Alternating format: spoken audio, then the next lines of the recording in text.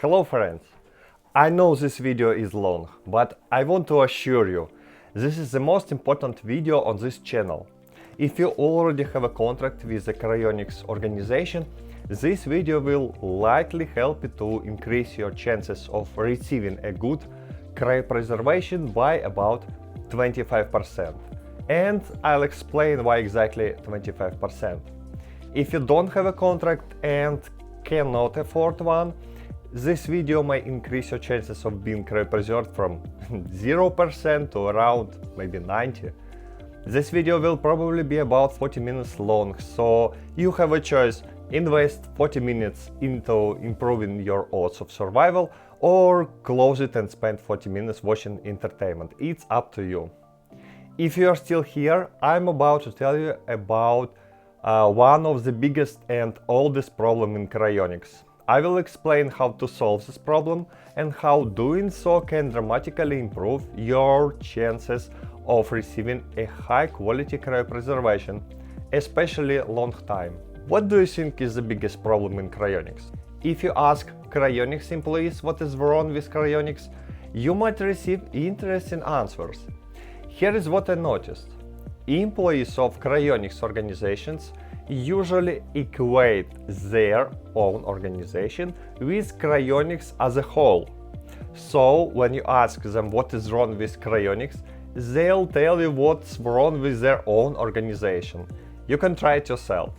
If employees don't know about how to advertise, they'll tell you the biggest problem is that no one understands cryonics and wants to sign a contract. If they mistreat clients, they'll complain that clients sue cryonics organizations, making it hard to operate. If a CIO made the bad decision to build a business model around insurance for young people, they would claim that cryonics has a money problem, and so on. Wherever you ask about the problems in cryonics, everyone talks about their problems and those of their organization. Now we could spend hours going over all these issues, trying to figure out what's the most important.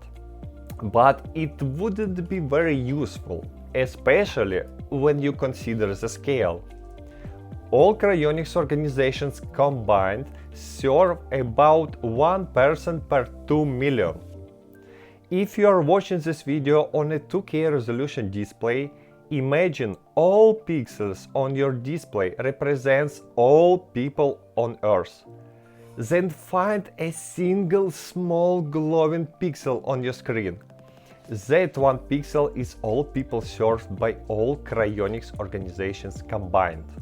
So when someone tells you their organization is big and important, just remember it's smaller than a pixel on your screen. If you want to understand why cryonics is still in its early stages, we shouldn't look at a single small pixel, we should look at the whole screen.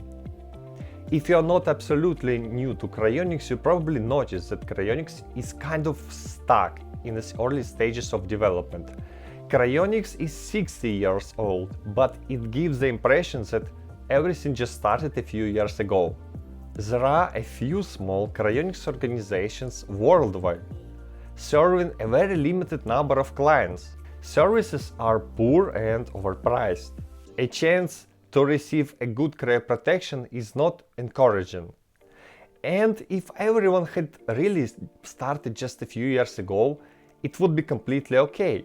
When a new technology, invention or service appears, usually at the beginning it is limited, overpriced and of mediocre quality.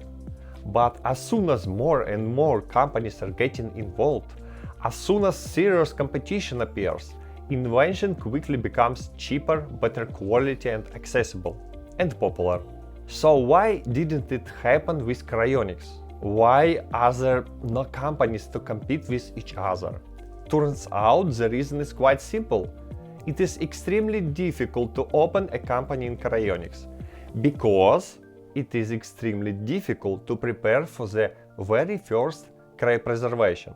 When a new cryonics organization is founded, the first and the most essential thing it must be able to do is to cryopreserve people at the time of legal death.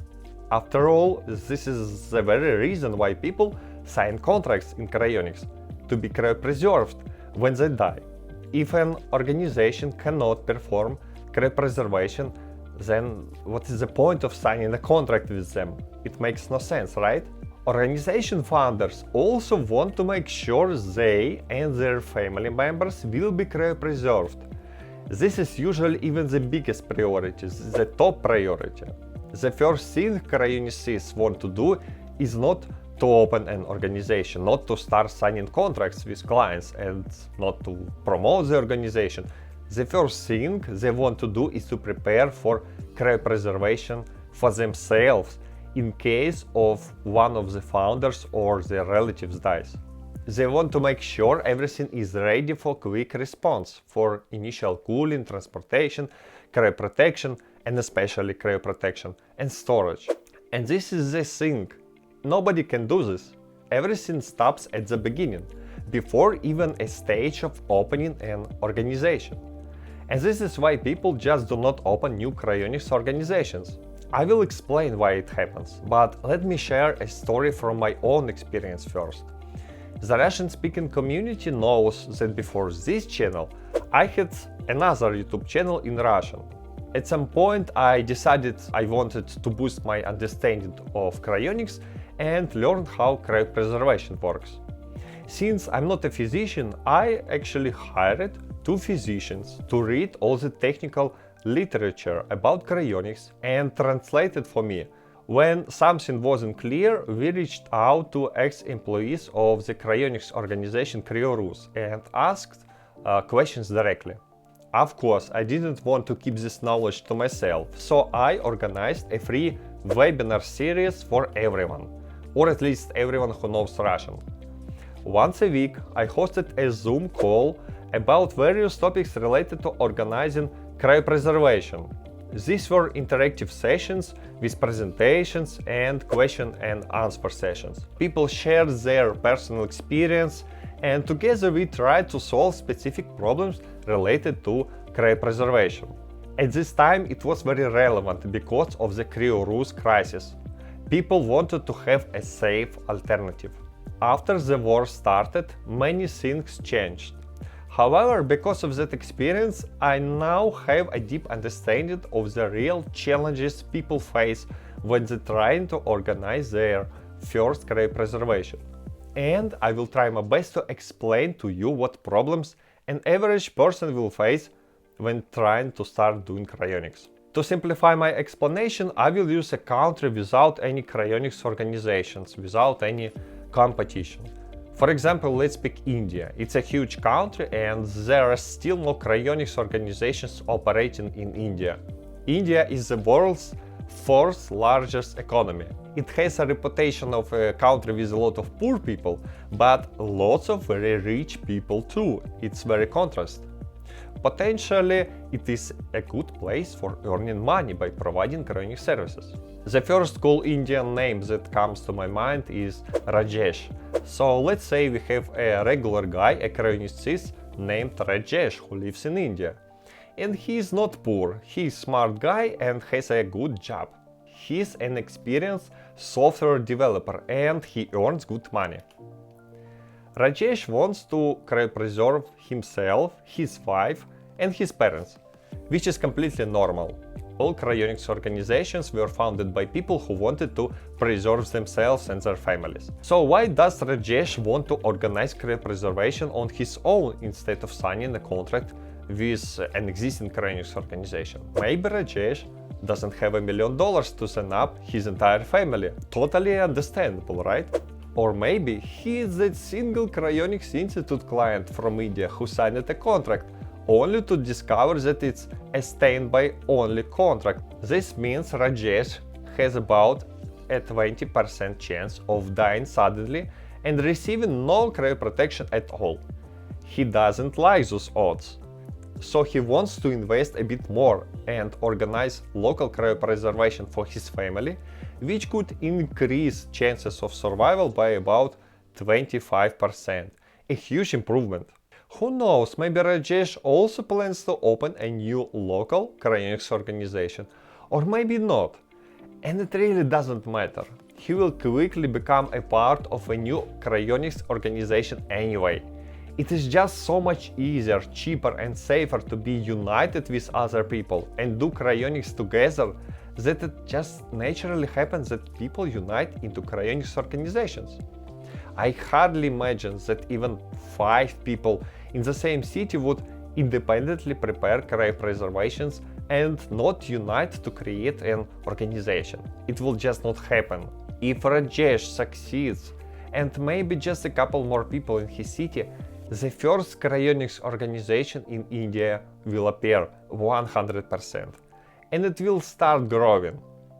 So let's see, would Rajesh be able to prepare a cryopreservation independently? If yes, there will be a new Cryonics organization. If not, everything remains the same. Let me first tell you about Rajesh's expectations, and then I'll show you the cruel reality he will face. As a working person, Rajesh wants to take a vacation to make all the necessary preparations. So he decides to estimate how many vacation days he will need. He grabs a notepad and starts thinking.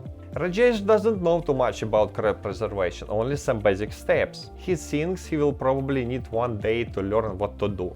He expects to find a few well-designed Cryonics educational websites that explain the basics, maybe some step-by-step guides or short videos. Surely 1 day should be enough. It's not like Cryonics is that complicated.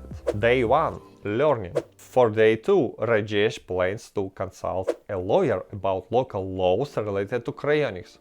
He also wants to get all the necessary legal documents to minimize the risk of autopsy. He doesn't know what questions to ask, but there will definitely be a list of questions online, so he can just print questions and bring them to the lawyer, and some document templates, everything he needs. So 1 day should be enough. Day 2. Lawyer. So far things seem easy. What's next? Rajesh needs to buy equipment and materials for initial cooling. He assumes there will be a full checklist on a website with links to online stores like Amazon for quick purchasing. So he will just make some purchases. Day 3. Initial cooling. Then comes dry ice. Rajesh will need to call local dry ice suppliers, maybe to order a foldable container and some insulation. Day 4. Dry ice storage. Now for the hardest part, cryoprotection. First, Rajesh will need to order cryoprotectant chemicals and some perfusion equipment. Good thing there are Cryonics organizations, right? They probably just sell these things, right? Second, he needs to find a few local specialists who can perform cryoprotection, like embalmers or perfusionists. He will need to explain to them what to do in general. He is confident that there is somewhere a well-written description of what needs to be done. He will just download it and show it to specialists. Third, he wants to arrange remote support from Cryonics organization employees, to have someone who will connect via video call and guide the embalmer through the process. Rajesh admits the cryoprotection part is more complicated, so he will probably take at least 2 days to organize everything. Day 5 and 6. Cryoprotection. Finally, Rajesh wants to get wearables for his family. Tracking bracelets or phone apps that help locate someone quickly in case of an accident. Surely Cryonics organizations have posted somewhere a list of possible solutions. Day 7. Body discovery. Rajesh finalizes his plan. He needs 7 days. He'll take 5 days of vacation plus 2 weekends before and after, making 9 days in total. Since he only needs 7, he has 2 extra days in reserve. If everything goes perfectly, he might spend those 2 days preparing for long-term storage. He plans to order a device to cool the body to liquid nitrogen temperatures and a dewar to store the body. Maybe even a security device that alerts him if something goes wrong. Actually, these things are big and costly to ship. Maybe Rajesh will just download schematics and pay local businesses to build them. Surely those schematics are online somewhere, right? The plan is ready and Rajesh is taking a vacation. On the first day of vacation, he takes his laptop and Googles for a website to learn about cryopreservation. For some reason he cannot find a single one. He goes to YouTube and searches for some educational cryonics videos. There are none. He searches for a cryonics shop and cannot find anything. Rajesh asks ChatGPT for advice and receives only a bunch of warnings. He goes through the websites of cryonics organizations trying to find the services he needs, but realizes they don't offer these services. Finally, he writes them emails asking to buy cryoprotections, equipment, anything. He receives no offers. And Rajesh finally realizes there is no website, no manuals, no videos, nothing. He cannot open something on his computer and learn what to do to perform cryopreservation. There are no questions for a lawyer, no manuals for an embalmer, nothing to download. The list of items you need to buy does not exist. Cryonics organizations do not sell anything, do not provide remote support for cryoprotection, and do not help in general. Rajesh is completely on his own. Nobody will help him. There is not even a place to ask for help. However, Rajesh's story does not end here. Shocked by his discoveries, he realizes that 1 week is certainly not enough. Despite this, his will is not broken. He still wants to cryopreserve his family members in case of death. His vacation comes to an end, but he can continue cryonics preparations after his work and on weekends. It will not be fast because he also has household chores and family responsibilities. Nevertheless, he decides to continue. And now I will explain what preparation for cryopreservation actually looks like in 2025. So we return to Rajesh's story. Rajesh quickly realizes there is no single place to receive all the information he needs. He starts searching. It turns out most information is located on the websites of cryonics organizations. There are actually a lot of different documents, but these documents are not written for him. They are internal documents written for employees, clients, and contractors. There are more than 100 documents, and most of them are quite useless, to be honest. But the thing is, Rajesh doesn't know whether a document is useful or not until he reads it. And often, useful data can be found in very unexpected places. For example, here is a document called Overseas Vitrification of Cryonics Patients. What do you think this document is about, judging by the name? Make your best guess, because most of the document describes how to choose a proper pump for cryoprotection. Not a lot of connection to the document name, right? In addition to more than 100 documents, there are books about cryopreservation, like a 700-page book written by Alcor. In total, Rajesh would need to read more than 1,000 pages of manuals and instructions, take notes on everything, and summarize his knowledge.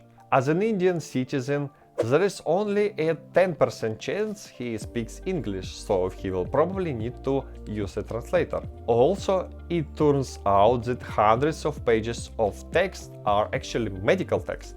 Because Rajesh is certainly not a physician, he has to find and hire an English-speaking physician for about a month or two to read these books and summarize the data for him. Every single evening, Rajesh will have to make a long video calls with his physician to discuss new knowledge and put some pieces of the puzzle together. Of course, today it has become easier because you can feed some data to AI to analyze it. However, it turns out AI cannot help a lot for a couple of reasons. First, AI is not trained on data about cryonics. It knows only some really basic stuff. From my experience, it simply does not produce good results. It often misses very important pieces of data, it gives bad advice. In other words, AI is not reliable in general when it talks about cryonics. Second, these are internal documents that describe how to use specialized organization equipment. For example, here is a schematic of a complicated setup for cryoprotection. But most beginners will not need it. They will use a simple dropper instead, a so-called gravity-based solution. The third reason why AI is not good here is simple: not all data is available. It turns out the crucial information is missing in documents provided by cryonics organizations. There are no schematics of devices necessary for cryoprotection, long-term storage, etc. There is no instruction on how to mix cryoprotectant. And without that information, it is impossible to perform cryoprotection. Rajesh expected that after reading all the available documents, he would become an expert in cryonics. But after reading everything, he still cannot prepare cryoprotection. It turns out that the knowledge he was looking for all this time was not contained in any of these documents. He writes emails to cryonics organizations and asks them to provide the missing information, and there is no response. Rajesh realizes that a direct official approach simply doesn't work.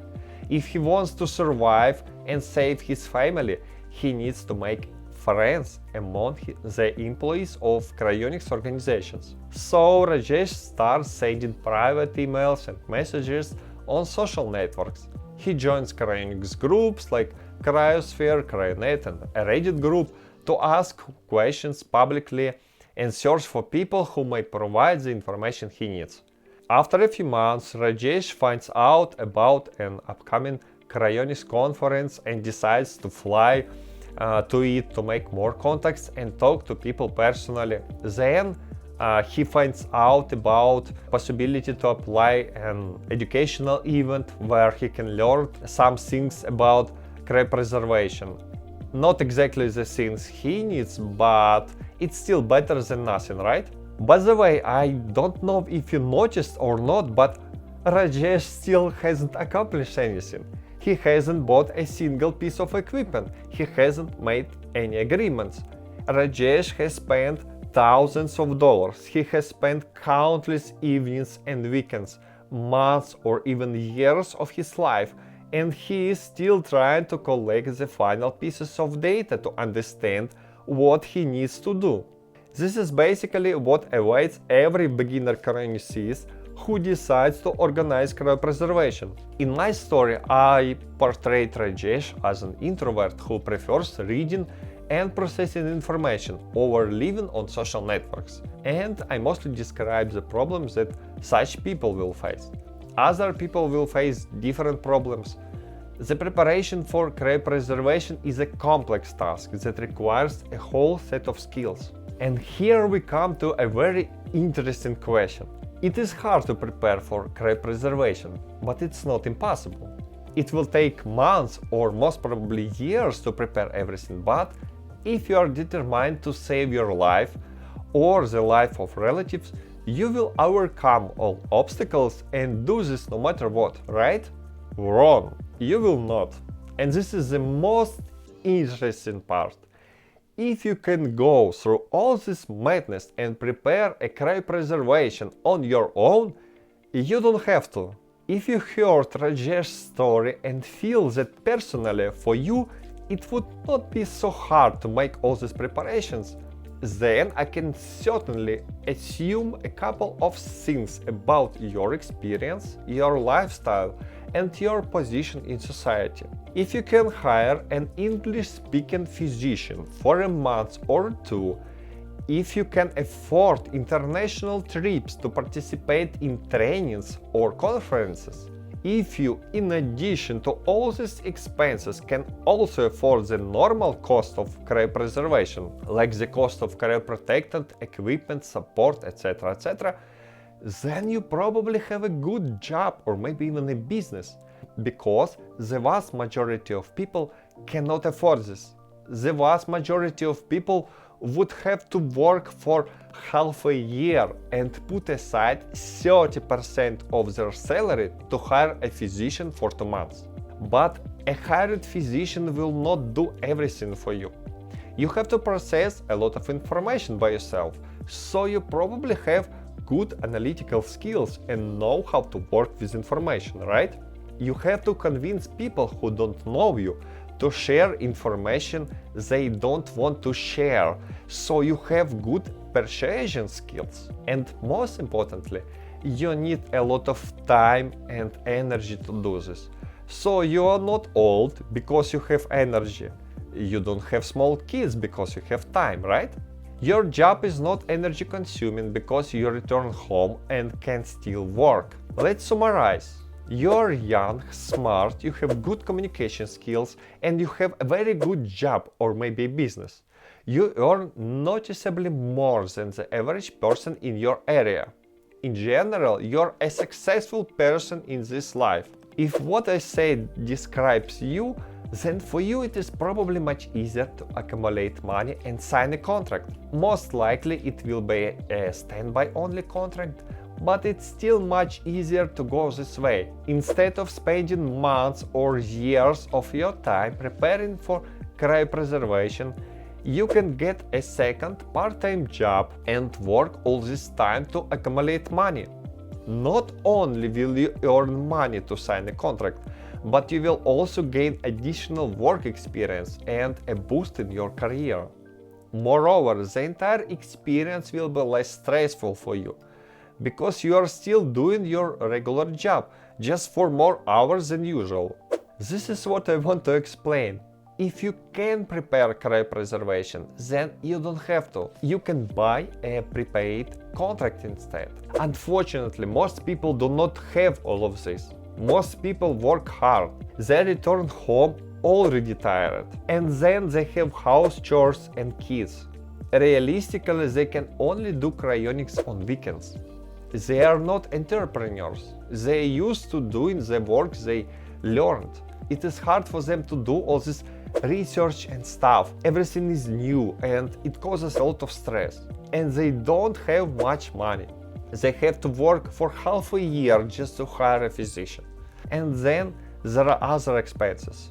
Because it takes so much time for these people to do all this research and preparation, they prefer to wait for a better opportunity instead. They try to earn more money. They promote cryonics in their region. They are looking for active cryonicists to unite and someday make all these preparations together. That's why the cryonics community is divided into two separate isolated groups. The first group is people who theoretically can organize cryopreservation for their family, but they never do, they sign a contract instead. The second group consists of people who cannot afford a contract and also cannot organize cryopreservation. Instead, they wait for years or even decades until the local cryonics community grows big enough to make all the preparations together and open a local cryonics organization. This is why we have so few cryonics organizations, because it takes so long to start a new one. And there is no other way for cryonics organizations to appear. Unfortunately, today cryonics is not financially attractive.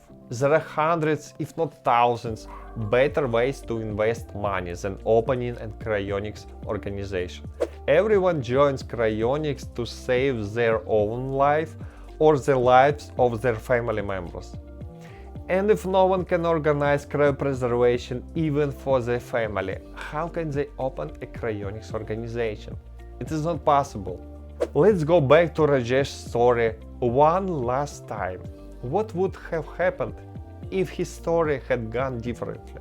What would happen if Rajesh took a week-long vacation and it actually took just 1 week to complete all the preparations? Well, then he and his family would receive approximately the same chances of being well cryopreserved as a person who signed a contract, which is great. However, this is not the only consequence. As I already explained previously, in cryonics, people whose only intention is to save their own lives naturally open cryonics organizations and start providing services. Our hero Rajesh will also do this, maybe because he can only order cryoprotectant in a chemical lab as an organization.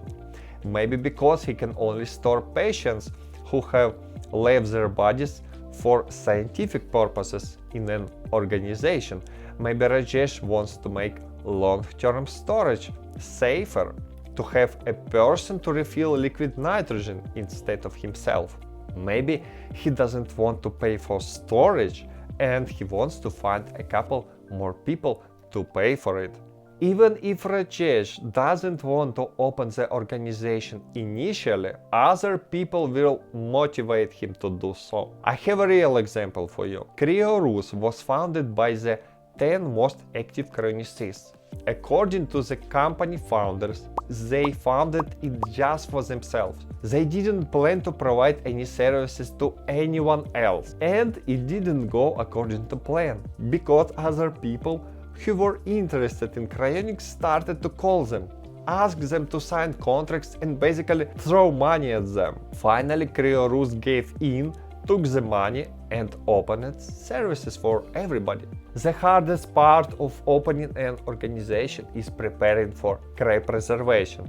And if it takes only a week, then any motivated cryonicist can do this. Then there is no need to wait for decades until the local cryonics community grows to 100 people or so. If preparation takes only a week, cryonics organizations will start to appear all around the world, as fast as mushrooms appear in a forest after a rainy day. And it is completely possible to create a world where any beginner cryonicist can prepare for cryopreservation, and it takes only 1 week to do so. I want to live in that world, not in this dystopia created by Alcor and Cryonics Institute. If you like, we can create this world together.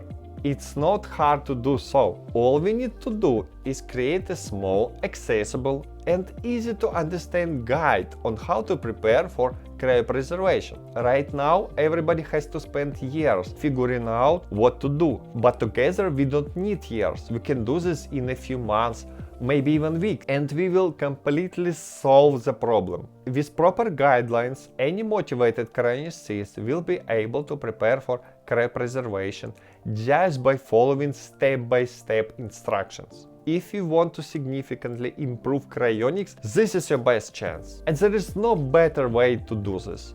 Unlike other research projects in cryonics, this project doesn't require millions of dollars. It doesn't require years. It has specific, well-known steps that need to be accomplished. And this project will immediately multiply the cryonics growth rate. I understand that improving cryonics may not sound inspiring, so I'd better tell you why you personally might be interested.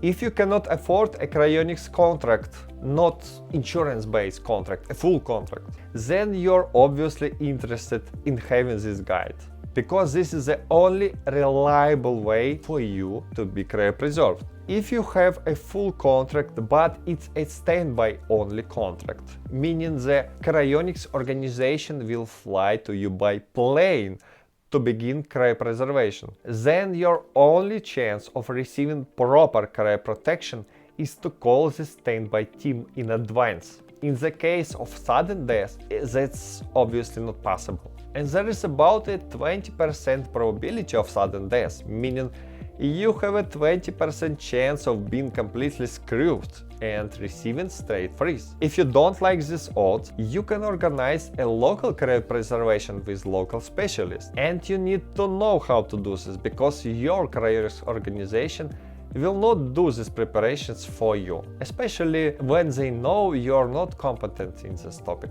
If you have a full contract and a standby team in your city, then you're extremely lucky and you don't need these guidelines personally. But you still might want better cryonic services for a couple of reasons. You might want cheaper prices so you can cryopreserve more relatives or friends.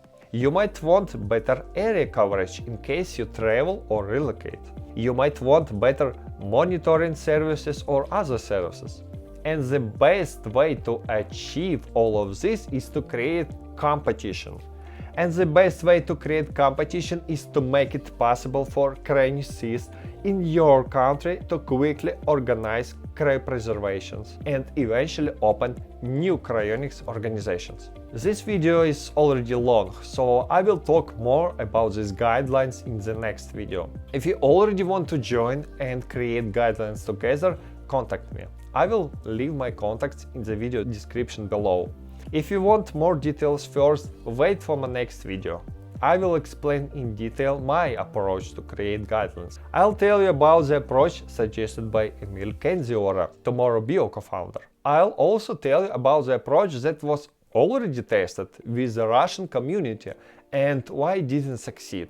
In my next video, I'll also show you the list of things that need to be done to complete the guidelines. You might already have the necessary expertise to handle one of the items on that list. That would be very helpful. Based on my experience, I'll also explain which parts of the guide are the hardest to accomplish.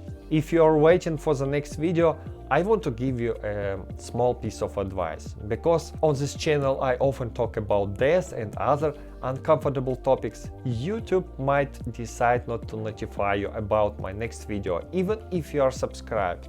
If you want to be notified, click the subscribe button and select all. That way you will not miss the next video. If you have something to say, feel free to leave a comment or reach out to me personally.